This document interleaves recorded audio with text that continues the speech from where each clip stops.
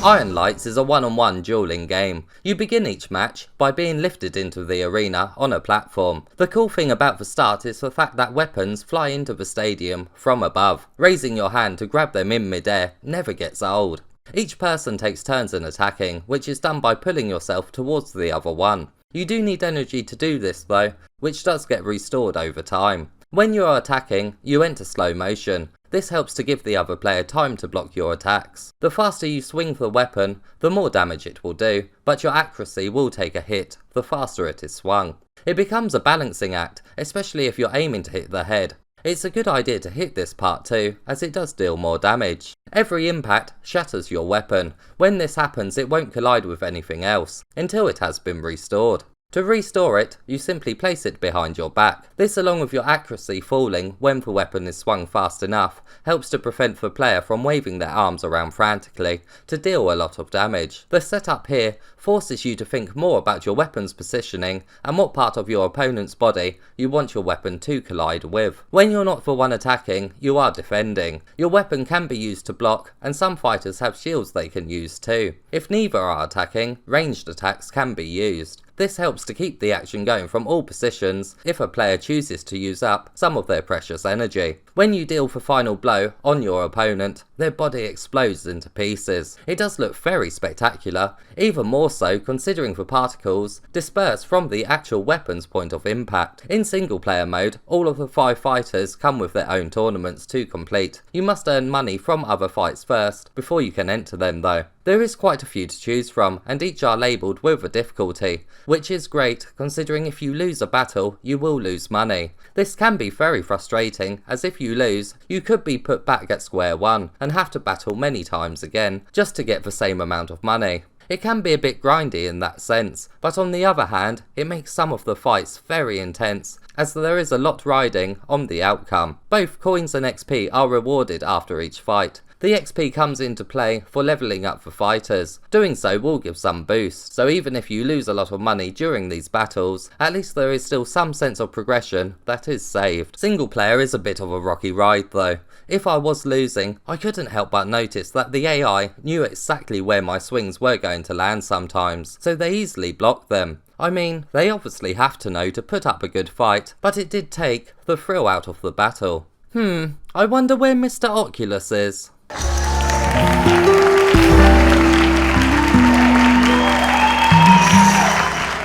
There is 5 fighters that you can choose from, and each comes with their own weapon. The knight comes with a 2-handed sword, and he deals the most damage, but does have a slower swing speed. It's very satisfying to make an impact with his sword, although because of its speed, defending becomes pretty hard, especially against some of the quicker fighters. His ranged attack does a slash that flies towards the enemy. It is pretty easy to block or dodge these attacks though. The duelist has a sword and a shield. It's a great class to begin with, especially as the shields in this game don't shatter or need restoring. Although his ranged attack is quite hard to pull off with good accuracy, as you must thrust your weapon forward. The monk has a stick, and gameplay wise, it can actually be seen as 2 weapons in one, as both ends can shatter and both can be restored. His ranged attack is a bow and arrow, which allows you to be very precise with your shots. You can even send the stick into a spin, which not only looks cool, but can also be useful against others' ranged attacks. The ninja comes with 2 blades. He can be very fast with his attacks, and out of all the fighters, you can get away with swinging your arms around frantically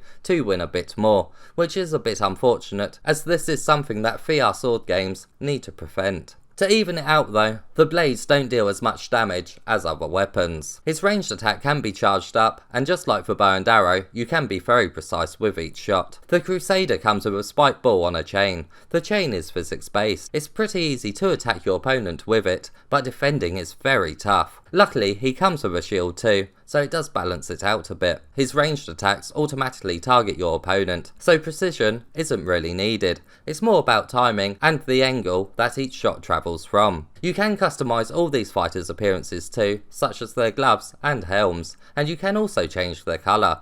All these options are unlocked from the beginning of the game though.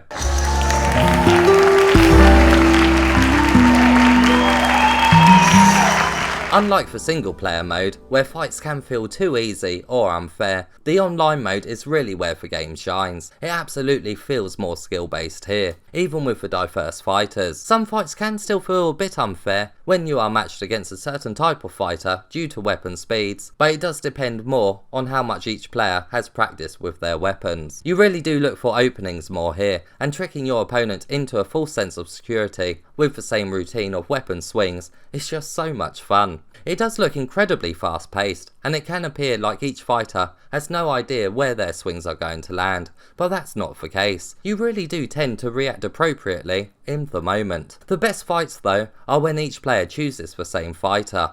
It's much more fair and much more intense. A monk versus monk battle is some of the most fun I've had in a melee combat driven VR game. It looks like madness, but you honestly get into a flow with your opponent.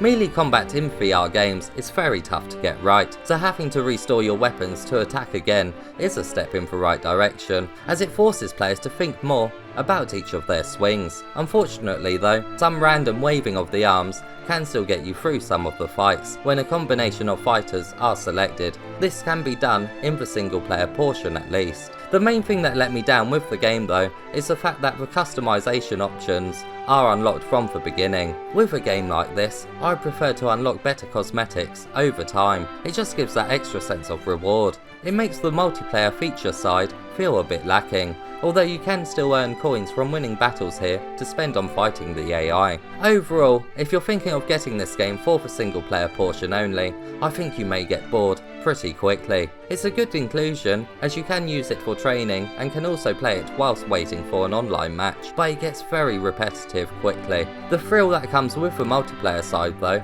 is unmatched. Online is where the game shines. It's fast, frantic and requires split-second decision making to win a fight. So you decided to show up then? I've been practicing all day. Take a look at my excellent win. Look at their height. They were sitting in a chair. Of course you would beat them while standing. A win is a win.